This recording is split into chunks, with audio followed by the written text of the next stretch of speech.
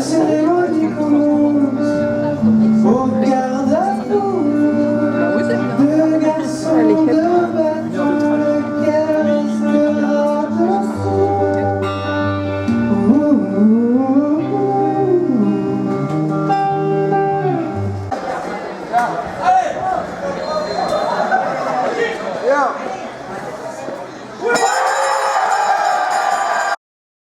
Bonjour le vlog.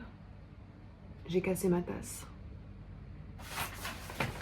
Je commence cette semaine pas chez moi. Je suis en train de faire mon rétro-planning sur ces grandes pages. Ce qui est drôle, c'est que dans le dernier vlog, je vous ai raconté que j'ai rencontré Mathilde, qu'elle m'a dit que je devrais me mettre sur Notion. Parce que moi, j'ai aucun outil, à part ma note de téléphone, qui ne soit pas papier. J'ai aucun outil numérique pour mon organisation. Donc ce matin, je me suis dit, allez, je me mets sur Notion. J'ai essayé plusieurs trucs. J'ai essayé de faire un calendrier, une liste de tâches, je sais pas quoi. J'ai passé 2 heures dessus et il n'y a rien de bien qui est sorti de ça. Et donc, au final, j'ai ressorti 2 immenses feuilles pour faire mon rétro-planning.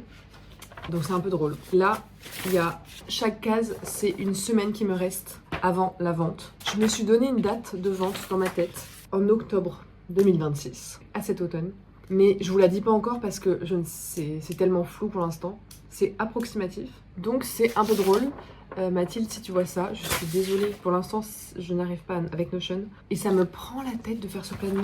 C'est hyper dur de placer des éléments sur un calendrier, sachant qu'on ne sait pas exactement combien de temps nous prend une tâche. Donc c'est un peu du à peu près. Et c'est pour ça d'ailleurs qu'un calendrier numérique est beaucoup plus pratique. On sait très bien que tout va se modifier tout le temps, que tu n'auras pas le temps de faire ça une semaine, que ça va se décaler et tout. Et quand tu es sur papier, tu vas pas refaire tout à chaque fois.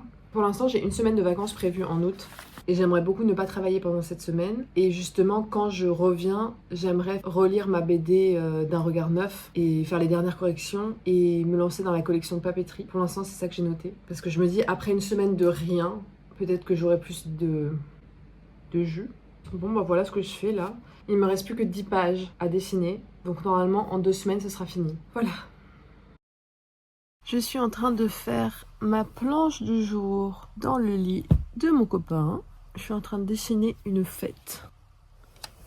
Et je suis en train d'écouter le livre audio de l'amie prodigieuse, le tome 1. Je sais que cette série de livres, cette saga, est adorée d'énormément de femmes. J'entends souvent dire que c'est vraiment une saga bouleversante qui marque et qui te suit tout le reste de ta vie. Donc j'ai envie de faire confiance à toutes ces femmes qui disent ça. Notamment à Lorraine Louise, vous savez, celle qui m'influence le plus pour les livres parce que j'adore ses goûts. Mais pour l'instant, j'avoue que je suis pas convaincue, mais je sais que c'est pour 2 raisons précises. La première est que je suis pas fan des récits d'enfance. Et là, le tome 1 commence avec Elena et Lila qui sont à l'école primaire, donc elles ont moins de 10 ans. Et j'avoue que je suis rarement intéressée par les histoires d'enfants. Souvent, ça me passe au-dessus. Moi, j'adore les histoires d'adolescents ou d'adultes. Mais l'enfance... Et une des exceptions récentes à ça, c'était le dernier mémoire de Patti Smith, Le Pain des Anges, en français, qui a une bonne partie au début, qui raconte son enfance. Et là, j'ai vraiment beaucoup aimé. Mais je crois que c'est parce que c'est Patti Smith et que j'adore. Mais là, j'avoue que ça m'ennuie un chouille, même si, je vous l'accorde, c'est très très bien écrit, c'est très beau et on sent vraiment une grande profondeur dans l'écriture des personnages, une ambiance violente et cruelle de ce Naples des années 50, de filles de familles pauvres. Donc c'est très intéressant, très riche, mais j'avoue que je poursuis juste parce que tout le monde dit que cette saga est incroyable. Et donc j'ai hâte d'arriver à elle plus grande. Donc ce sera sûrement dans les prochains tomes. Et deuxième raison, c'est que en ce moment, j'ai vraiment une patte de lecture. J'arrive pas à lire. Il n'y a rien qui me prend. J'abandonne des livres, ce que je fais vraiment très rarement. D'habitude, je me force à finir des livres. Là, Call Me By Your Name, j'avoue, je l'ai abandonné. Et pareil, je suis passée au livre audio, mais en fait, je suis même pas sûre de le finir. D'habitude, franchement, j'arrive à faire l'effort d'aller jusqu'au bout pour donner une chance au bouquin, sauf quand c'est vraiment trop naze. Et en ce moment, il y a rien qui me plaît. Le seul récemment, c'était L'été d'Edith Wharton. Ça, franchement, c'était très bien. Et avec du recul, j'ai vraiment beaucoup aimé. Parfois, il me faut un temps de process pour me dire si j'ai vraiment bien aimé. Sur le coup, c'est moyen. Et après quelques semaines, je me dis, en fait, non, c'était très bien. Donc, je suis un peu dans un creux. Donc là, j'écoute le livre audio en dessinant. J'avoue que là, pour l'instant, c'est plus digeste. Dites-moi, je sais que déjà quelques-unes d'entre vous m'ont déjà dit que c'était incroyable, mais dites-moi si vous l'avez lu. J'ai vu que la note Babelio aussi, le premier tome, était moins bien noté que les suivants. Si vous avez lu cette saga, dites-moi, est-ce que ça vaut vraiment le coup que je poursuive après, que je me force? Enfin, que je me force, c'est pas comme si la lecture était atroce. Donc j'écoute le livre audio sur Spotify, et celui que j'écoute là, il n'est pas fait en IA. Merci. Je passe un bon moment à l'écouter. D'ailleurs, j'avais collé une fleur. Je suis pas sûre que ce soit fou comme customisation. En fait, en ce moment, je crave, alors que ça va pas du tout avec la panne de lecture dans laquelle je me trouve, mais j'ai envie d'énormes briques. J'ai envie de lire À l'Est d'Éden. D'ailleurs, faites-moi vos retours. Et ces livres-là, si vous les avez lus, faites-moi vos retours. À l'Est d'Éden, qui me donne très envie. Crime et Châtiment. Non mais vraiment, n'importe quoi, Chloé. T'arrives pas à lire Call Me By Your Name, mais tu veux lire Crime et Châtiment. Guerre et Paix. Oui. Mais en fait, le dernier excellent livre que j'ai lu qui m'a vraiment touchée et transportée, c'était Anna Karénine. Donc pourquoi ne pas aller vers ça? Il y avait quoi d'autre? Le Comte de Monte Cristo. Et sinon d'ailleurs, dites-moi vos livres d'été. Est-ce que vous avez une petite lecture en ce moment? Une lecture pour l'été? Sur ce, je vais aller prendre une glace au café qu'il y a dans le congélateur.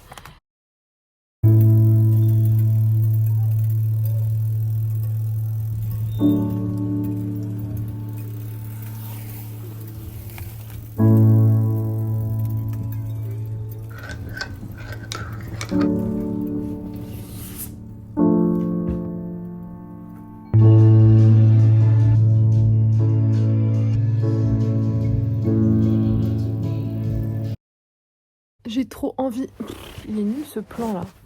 En plus ça me fait peur. J'ai trop envie de vous parler de la dernière œuvre qui m'a trop marqué. C'est le film Obsession. Toute la planète en a parlé, mais en fait pour de très très bonnes raisons. Moi j'avais pas entendu parler de ce film parce que je suis à la ramasse niveau film. C'est dans le vlog d'Anaïs que j'ai entendu parler de ce film pour la première fois. Et après, du coup, en entendant parler une fois, j'ai capté dans le paysage culturel que tout le monde en parlait. Je savais pas trop à quoi m'attendre. Je savais juste que c'était un film d'horreur et que mon copain voulait le regarder parce que mon copain adore les films d'horreur, mais genre les beaux films d'horreur. D'ailleurs, je trouve que pour moi qui aime pas les films d'horreur, son genre de film d'horreur préféré, c'est un peu des films beaux à voir même quand toi-même tu n'aimes pas les films d'horreur. Du genre Midsommar, Hérédité, It Follows.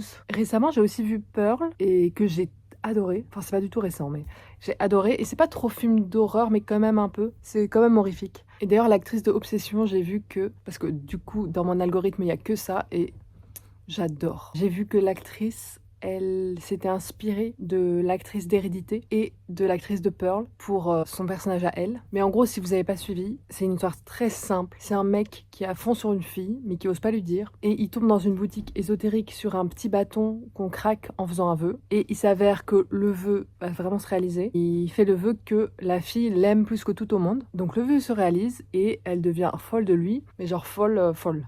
Et c'est génial. Bon, ça fait super peur, donc si vous avez peur, vous allez avoir peur. Il y a plein de discussions à propos de ce film qui émergent sur les incels, tout ce sujet-là. Dans ce film aussi, il y a plus que juste faire peur pour faire peur, parce qu'il y a tout un sujet sur qui est la vraie victime ou qui est le vrai coupable, parce que forcément, c'est lui qui a fait le vœu, mais elle, c'est elle la folle qui fait des choses affreuses. Donc... Et puis elle joue tellement bien et les codes de l'horreur sont tellement intéressants. Ça fait trop peur, mais d'une façon réaliste. Genre, c'est pas une entité maléfique comme dans les films d'horreur classiques. Là, c'est quelqu'un de normal qui juste a la malédiction d'un vœu. Donc, elle devient complètement jalouse et folle du mec. Et elle veut l'avoir que pour lui, possessive à l'extrême. Donc, en ça, elle fait peur, mais c'est trop bien. Et il m'a trop marqué, je fais que y penser. D'ailleurs, la fille, j'ai trop peur. J'ai toujours peur qu'elle soit dans un coin de ma maison. Et j'ai aussi vu, du coup, dans une des interviews, qui disait que dans ce film, on sentait que la question de genre, et si ça se passait vraiment, cette situation, qu'est-ce qui se passerait? C'était posé parce que c'est vrai que c'est très réaliste. Genre la fille, elle réagit de façon... Ça pourrait vraiment se passer. Si ce scénario existait, c'est très crédible. Ce qui rend le scénario super savoureux, c'est ultra bien écrit. J'ai trop hâte de le re-regarder. Voilà, c'était le coup de cœur, giga coup de cœur de ce mois-ci, de cette année même en film, vu que je regarde rien. Je crois que c'est le seul film que j'ai regardé depuis très longtemps.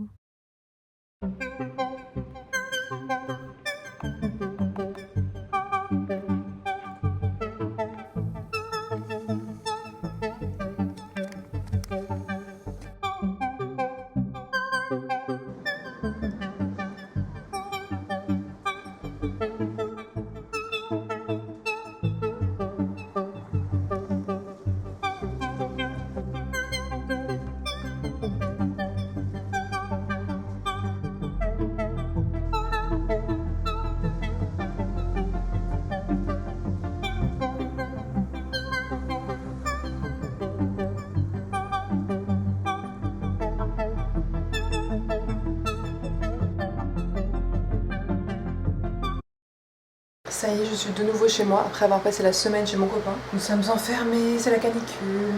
J'ai acheté 2 livres. Pour quelqu'un en panne de lecture, c'est un peu déraisonnable. Commençons par le commencement. Panne de lecture, qu'est-ce que j'achète? Ça. Mais je vous l'avais dit, j'avais trop envie de lire ça. Donc j'ai acheté Guerre et paix de Tolstoï. Je l'ai bien entamé déjà. Enfin, bien entamé. Dans un livre normal, ça serait bien entamé. Sur 1000 pages, j'ai lu 10%. Pour l'instant, je retrouve vraiment ce que j'ai adoré dans Anna Karenine, c'est-à-dire, enfin, il est trop fort. On est tout de suite plongé dans un univers. J'ai tout de suite envie de continuer à le lire. J'ai tout de suite envie de me replonger dans la lecture quand j'arrête, de retrouver les personnages, l'ambiance. J'ai l'impression que c'est comme une super bonne série à laquelle tu penses souvent et que tu es trop contente de retrouver. Bah, ça me fait le même effet. J'ai l'espoir que ça me donne un peu un goût à la goth parce que ça parle de la guerre. Et Anna Karenine m'avait fait cette impression un peu de Game of Thrones où t'as plein de personnages et tu les suis et c'est trop bien.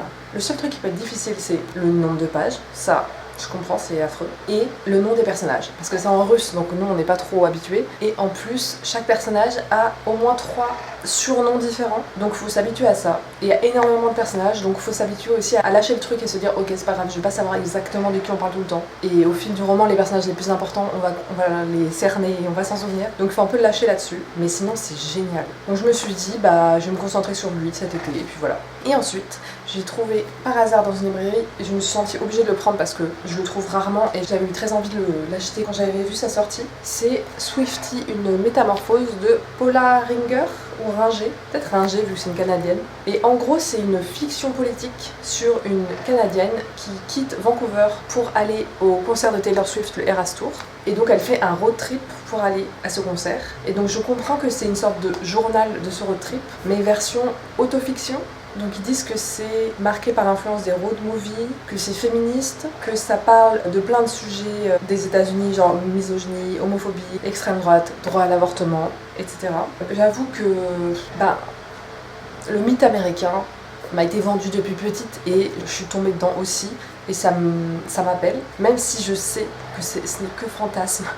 Mais vous voyez, je l'ai juste à côté, l'album de John Newman de Canyon. C'est un peu ça, genre c'est un anglais, et il a fait tout un album genre Motown, je sais pas comment on appelle ce style, genre hyper inspiré par justement le mythe américain, genre les canyons, les crocodiles, les alligators, tout ce mythe. C'est un peu cette version-là que je comprends, qui me parle, c'est ce fantasme qu'on nous a vendu. Je sais pas, enfin ça m'appelle, enfin vraiment l'américanisation de notre culture quoi. Mais je me dis, vu que c'est écrit par une Canadienne, ça sera forcément un regard décalé, parce que ça n'a rien à voir le Canada et les États-Unis. Et je me demande si la fille est une Swiftie de base, ou si genre elle va découvrir le phénomène Taylor Swift en faisant son road trip, je ne sais pas. Et je me suis dit que ça pouvait être un bon compromis, quand je vais faire une pause de ça, lire ça, qui a l'air très facile et beaucoup plus chill. C'est un bon combo. Et aussi, pour ce livre, j'ai fait une nouvelle couverture sur Photoshop. Il faut que j'aille la faire imprimer. Mais je sais pas si j'ai envie de mettre une autre couverture. Je trouve ça plutôt affreux cette photo, parce que c'est une photo en plus. Mais j'aime bien les pins derrière, là. Pour rappel, Anna Karenine, j'avais fait 7 couvertures. Et pareil, c'était folio classique. C'est ma collection préférée quand je cherche des livres de poche, je vais toujours vers folio classique. Les traductions sont bien meilleures que livres de poche, je trouve. C'est pas tout le temps le cas, mais j'ai remarqué. Et souvent les préfaces sont meilleures quand t'es intéressé par les préfaces. Quand tout est meilleur, je trouve. Est-ce que vous aussi, vous savez quel éditeur vous préférez? Mais souvent, leurs couvertures sont chum. Et pour la petite anecdote, je sais que des gens font ça. Il y a 361 chapitres dans Guerre et paix. Ça veut dire que vous pouvez lire un chapitre par jour et en faire une année pour lire ça. Et c'est du coup ultra digeste. Un chapitre par jour, c'est vraiment très peu, vu qu'ils sont minuscules. Et je sais que des gens font ça en projet d'année, de lire Guerre et paix en une année. Donc je trouve ça cool.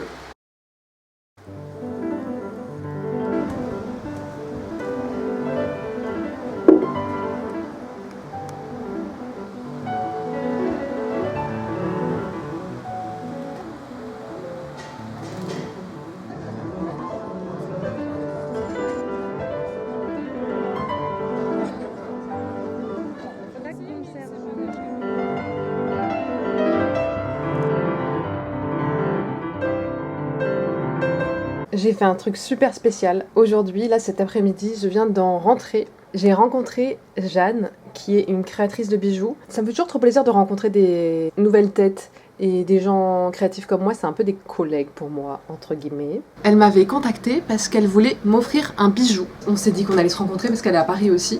Et c'était trop chouette. On allait prendre un verre sous cette canicule. Et donc, elle m'a fait essayer des bijoux. J'avais l'impression d'être une dame dans un ancien temps qui recevrait sa bijoutière dans son salon. Et c'était mignon parce que du coup, on s'est un peu étalé. Elle m'a présenté ses bijoux sur la table de la terrasse. Donc, elle a des boucles d'oreilles comme celle-ci que j'ai choisi. Non mais j'en ai essayé plein en plus, c'était trop mignon comme moment. C'est une single lady. J'adore ce nom, je trouve ça trop mignon parce que c'est une boucle d'oreille unique. J'avoue que je pensais que ce serait pas mon style d'avoir une seule boucle d'oreille, mais je trouve ça trop joli. J'ai un peu toujours rêvé d'être la fille qui avait plein de bijoux. Je trouve ça super rock d'avoir plein de bijoux aux oreilles ou des superpositions de colliers. J'ai jamais pris le temps de chercher des bijoux, d'en acheter. Donc elle est un peu en train de réaliser mon petit rêve. Vous voyez, j'aime trop les superpositions comme ça, de colliers plus courts, avec un médaillon qui pendouille comme ça, là, qui pendouille. Et j'adore je lui ai dit d'ailleurs, sa DA de site. Elle prend en photo ses bijoux sur des photos noir et blanc. Et il y a un jeu de texture trop joli entre la photo noir et blanc, un peu scanné, et le bijou dessus qui est hyper coloré. Je trouve ça trop joli comme esthétique. Non mais c'est trop joli! C'est trop joli, oh là là! Vous voyez mon rêve d'être une meuf rock comme ça avec plein de bijoux. Voilà, elle a réalisé mon rêve. J'avais un peu commencé en mettant 3 piercings sur une oreille. Je sais que ma cousine aussi, elle met plein de boucles d'oreilles. Je trouve ça tellement cool. Vraiment, c'est le mot, c'est cool. Je trouve ça trop beau. Là, je me vois dans mon miroir de bureau. Genre, bravo Jeanne, t'es trop forte. Bon, il faut que j'arrête de raconter ma vie parce que là, je dois finir ce montage et je dois sortir. Donc en fait, je vais pas avoir le temps. Donc Chloé, chut.